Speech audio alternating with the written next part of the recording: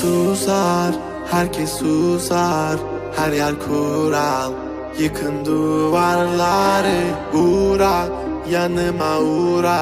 Bir yazı tura, bükelim tüm kolları. Koy koy yeni bir kat, onu da geçeyim iyi bir fark. Zoruna gidenin dili kurak, kapalı kapıya çeneni tak. Boş ver geri topla, verdiğin değerin dili olsa. Kalbimi vurmuş gidiyorsan, acı diliyorsan edebiliyorsan. Kızgın güllerin üstüne düşmüş dolunayım ben.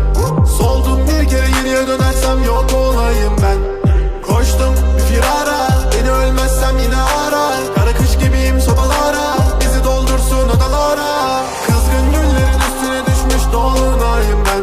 Soldum bir kere geriye dönersem yok olayım ben. Koştum bir firara, beni ölmezsem yine ara. Kara kış gibiyim sobalara, bizi doldursun odalara.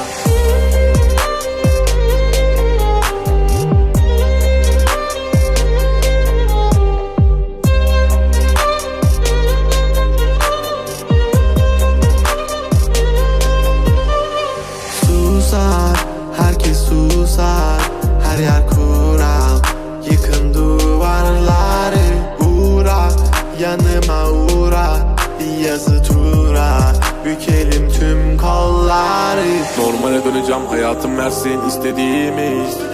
Zorlama düşerim, şeytan duymasın dinlediğimi. Koy baba gitsin furravan, zorlama kadere trip atma. Trip atma, trip atma. Normale döneceğim, hayatım versin istediğimi. Zorlama düşerim, şeytan duymasın dinlediğimi. Koy baba gitsin furravan, zorlama kadere trip atma. Trip atma, trip atma. Kızgın güllerin